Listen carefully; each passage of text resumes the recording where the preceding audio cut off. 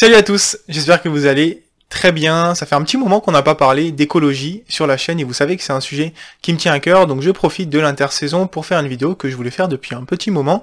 Il y a quelques mois, je vous avais présenté le club Forest Green Rovers, club le plus écologique du monde, club professionnel en Angleterre.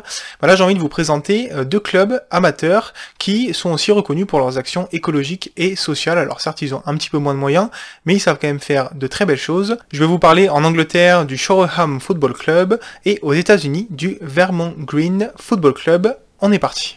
On va commencer par Shoreham Football Club en Angleterre, club basé dans le sud de l'Angleterre, dans la commune de Shoreham-by-Sea, qui a été créé en 1892 et que vous connaissez sûrement pas pour ses résultats sportifs, puisque c'est un club amateur depuis ses débuts, notamment en 1887, ils avaient créé la West Sussex Football League, et aujourd'hui, ils appartiennent à la Southern Combination Football League en Division 1. Alors globalement, la Southern Combination Football League, c'est un groupe de 3 divisions entre les échelons 9, 10 et 11 du football anglais, donc c'est football amateur, voilà, assez profond entre guillemets, et donc la Division 1 c'est celle qui est en 10e division, donc globalement Shoreham Football Club évolue en 10e division du football anglais.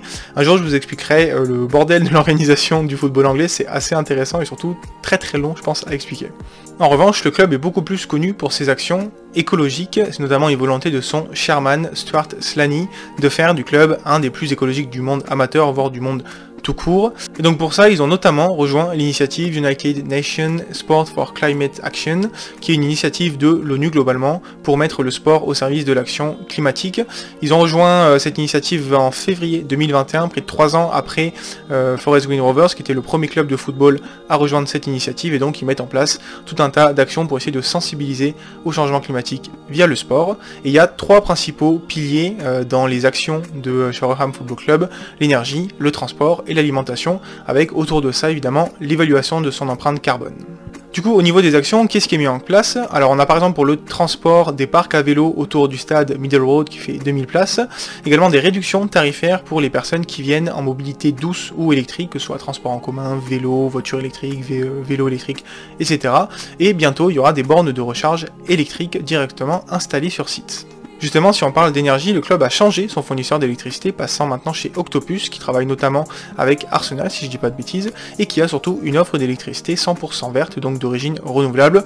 Alors ça veut pas dire que l'électricité physiquement vient uniquement d'actifs de production d'énergie renouvelable, type panneaux solaires et éoliennes, mais ça veut dire que financièrement, l'argent qui est payé par le club pour acheter de l'électricité va uniquement vers des producteurs d'électricité verte. Également, la plupart des ampoules au sein du club ont été changées par des LED, c'est un investissement de 50 000 livres a priori, mais qui a permis 30% d'économie sur les factures. Et donc là, il y a les projecteurs du stade qui devraient suivre très prochainement. Il y a également un travail sur les pelouses qui est en train d'être fait, notamment sur le remplacement des engrais et des tondeuses thermiques. On peut notamment s'inspirer de ce qui est fait au niveau de Football Green Rovers qui utilise des tondeuses solaires.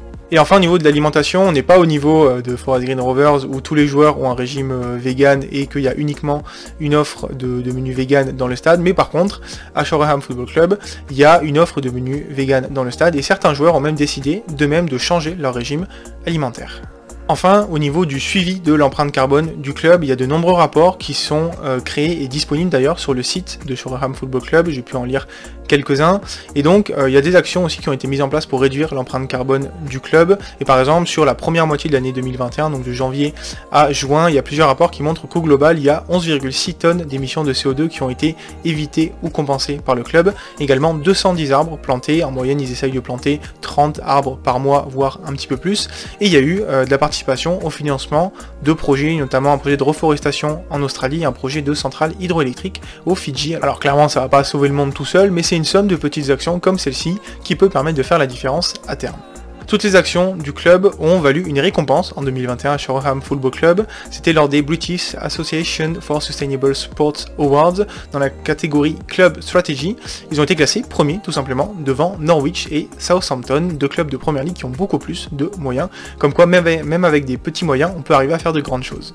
Vous trouverez dans la description évidemment toutes les sources que j'ai utilisées pour ce club. Il y a notamment un article de Ecolosport qui est un média qui traite du développement durable dans le sport qui est super intéressant, que je vous conseille, et le site tout simplement de Shoreham Football Club qui est plein de ressources très intéressantes sur toutes leurs actions. Allez, on a fini avec Shoreham Football Club et on va traverser l'océan Atlantique pour partir aux États-Unis dans le Vermont et pour parler du Vermont Green Football Club, club beaucoup plus jeune, créé en 2021 à cause ou grâce au Covid, tout simplement. En fait, pendant la crise du Covid, un certain Patrick Infurna décide de revoir un petit peu sa vision du monde et de dédier de l'énergie et du temps à la protection de l'environnement. En fait, c'était un ancien ultra des New York Cosmos, un club de football de New York dont je vous raconterai l'histoire un jour parce que Pelé notamment y avait joué, qui a disparu depuis. Et en fait, il était très déçu de ce qui est devenu globalement le football à New York, avec d'un côté New York Red Bulls qui appartient au groupe Red Bull, et de l'autre New York City qui appartient au groupe City Football Club. Et avec un groupe d'amis, il a reçu l'aide d'un certain Matthew Wolff, qui était un designer de logos et de maillots, surtout dans le foot US, mais qui avait aussi fait les maillots de la Coupe du Monde du Nigeria et de la France, et qui avait envie de créer un club de football axé un petit peu sur l'écologie, et donc ensemble, ils ont créé en 2021 le Vermont Green Football Club. L'objectif du club est assez simple, promouvoir un football qui puisse défendre le changement climatique, mais également l'inégalité sociale, notamment le racisme. Et donc, pourquoi le Vermont? Tout simplement parce que Patrick Infurna a grandi là-bas, parce que Matthew Wolff a étudié là-bas pendant un certain temps aussi. C'est une région qui est assez symbolique de par ses montagnes et ses grands espaces verts qui représentent un petit peu la nature. Et en même temps, c'est une région qui est très progressiste, avec une majorité blanche globalement, donc c'était un terrain un peu fertile pour s'essayer à ce combat contre l'inégalité climatique et sociale. Le club joue d'ailleurs sa première saison en USL League 2 aux États-Unis, c'est l'équivalent de la Division 4, et donc c'est la première saison de l'histoire du club. Au moment où j'enregistre la vidéo, après 6 matchs, ils ont fait 3 victoires, 1 nul, une défaite. Début de saison plutôt sympa, même s'ils jouent ce soir, donc on va voir ce que ça va donner. L'avantage de cette division aussi, c'est que ça ne joue que pendant 3 mois par an, donc ça laisse les 9 autres mois de l'année pour mettre en place des actions environnementales, et également ça permet d'avoir des billets pas trop chers, 14 $ contre 35 par exemple pour les tickets en MLS.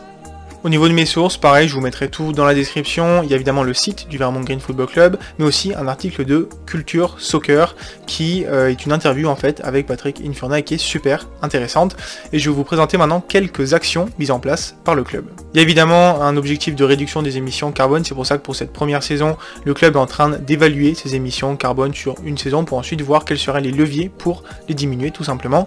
Il y a du merchandising qui va être plutôt produit de manière durable et locale, avec des maillots en polyester recyclé ou encore des t-shirts en coton bio local. Au niveau du branding, assez logiquement, le logo est vert, couleur associée à l'écologie, avec 2 arbres et des montagnes qui représentent le Vermont mais également la nature. Par rapport au racisme, le club essaye de répondre à tous les critères pour intégrer le mouvement Anti-Racism Soccer Club, qui est un mouvement assez connu qui lutte contre le racisme dans le football aux États-Unis. Et il y a pas mal de partenariats avec des associations en local pour essayer de promouvoir le football et la justice sociale. Je pense notamment au partenariat avec Juba Star Football Club qui permet d'offrir gratuitement du football aux réfugiés et immigrants du Vermont. Et enfin, il y a une initiative que j'adore, c'est le Spread the Love Ticket, qui permet en fait à vous et moi, n'importe qui, d'acheter 2 billets pour des matchs du Vermont Green Football Club. On n'est pas forcément obligé d'y aller, mais voilà, faut acheter 2 tickets à 35 $, et soit on peut y aller, soit on peut pas y aller. Dans tous les cas, en plus de ces 2 tickets, il y a 7 tickets qui sont générés pour des associations locales, donc ça permet, voilà, en achetant 2 tickets, de financer la venue d'autres personnes au stade, et ça c'est plutôt sympa. Et enfin, le club est membre de 1% for the Planet, une organisation à but non lucratif créée en 2002 par des Américains et qui permet en fait globalement de rassembler des entreprises philanthropes pour financer des actions environnementales sur le site. Ce qu'on voit en termes de stats, c'est qu'aujourd'hui il y a 6000 membres de 91 pays différents qui auraient consacré plus de 350 millions de dollars à ces actions. Voilà ce que je voulais vous dire un petit peu pour vous présenter ces 2 clubs, Vermont Green Football Club et Shoreham Football Club. Si vous voulez en savoir plus sur ces clubs et leurs actions, je vous invite à regarder bien sûr leur site que je vous mets en description, à lire aussi les articles d'Ecolosport et de Culture Soccer qui sont super intéressants, qui vont un petit peu plus dans les détails. J'espère que cette vidéo vous aura plu, j'espère que cette série sur l'écologie et le football vous plaît. J'ai encore pas mal de sujets que je veux aborder, notamment cet été j'aurai un petit peu plus de temps. Si c'est le cas, n'hésitez pas à liker la vidéo, la partager, la commenter, me donner un petit peu vos retours. Vous abonner aussi, c'est le meilleur moyen que vous avez de me soutenir. Je vais vous poser une question, est-ce que pour vous c'est important que le club de foot que vous supportiez fasse des actions en faveur du climat? Répondez-moi en commentaire et je vous dis à très bientôt pour parler foot. Ciao ciao tout le monde.